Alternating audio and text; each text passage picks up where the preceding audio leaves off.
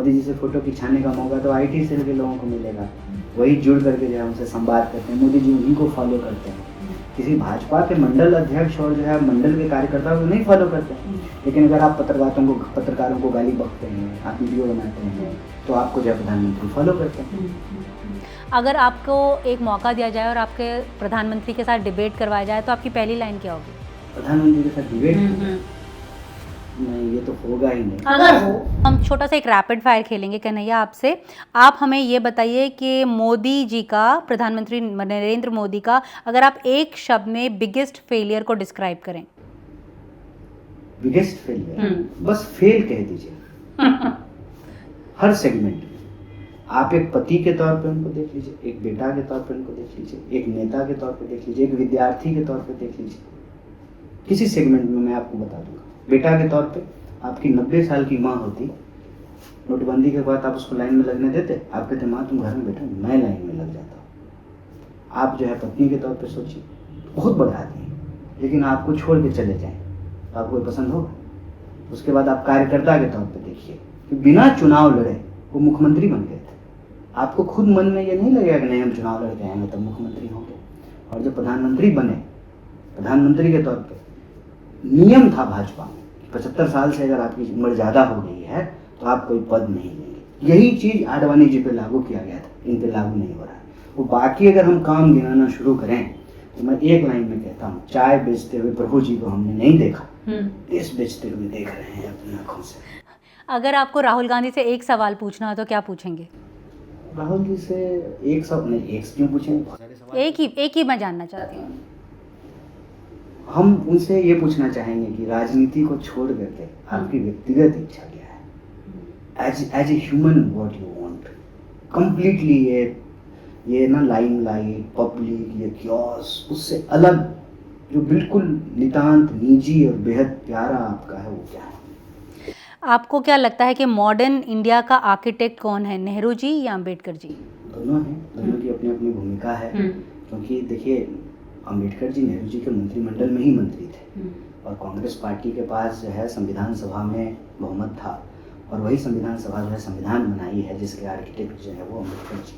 तो दोनों का आपस में एक अविनाश्रय संबंध है। ये कोई WWF का मैच नहीं हो रहा है कि टाइसन अलग हैं और वो क्या था एक और भूल गया हूँ, योकोजुना खली अलग हैं और अच्छा, एक और हाँ, सेडिशन को लेकर आप भी उसके प्रताड़ित रहे हैं। आपको अभी हालांकि सरकार ने रिफॉर्म की है, लेकिन आपको क्या लगता है कि इस लॉ को और रिफॉर्म किया जाना चाहिए या इसे ख़त्म कर दिया जाना चाहिए? देखिए, ये अंग्रेजों के बनाए हुए कानून है। अंग्रेज कानून जो है वो भारतीयों के हित में तो बनाते नहीं थे। तो आज भारत जब आज़ाद है तो अंग्रेजों के बनाए कानून की क्या उपयोगिता है? सिंपल एक रेलिवेंट क्वेश्चन है। वो सारे ऐसे कानून हैं जो इरेलीवेंट हो गए हैं, उसका रिफॉर्म होना ज़रूरी है। बीजेपी के आईटी सेल को आप एक शब्द में कैसे डिस्क्राइब करेंगे? आईटी सेल को हम इस एक शब्द में डिस्क्राइब करेंगे कि बीजेपी भी कार्यकर्ताओं की पार्टी रही है और ये जो आईटी सेल है वो बेसिकली अपने ही राजनीतिक दल के राजनीतिक कार्यकर्ताओं की हत्या कर रहा है और उनके मेहनत का फल जो है ना उनको नहीं मिल रहा है। अब आप देखिए, कहीं से भी ला करके किसी को जब चुनाव लड़ा दिया जाता है तो वहाँ जो वर्कर है उसका कितना दिल टूटता होगा। मोदी जी से फोटो खिंचाने का मौका तो आईटी सेल के लोगों को मिलेगा, वही जुड़ करके जो है उनसे संवाद करते हैं, मोदी जी उन्हीं को फॉलो करते हैं। किसी भाजपा के मंडल अध्यक्ष और जो है मंडल के कार्यकर्ताओं को नहीं फॉलो करते हैं। लेकिन अगर आप पत्रकारों को गाली बकते हैं, आप वीडियो बनाते हैं, तो आपको जो है प्रधानमंत्री फॉलो करते हैं। अगर आपको एक मौका दिया जाए और आपके प्रधानमंत्री के साथ डिबेट करवाया जाए तो आपकी पहली लाइन क्या होगी?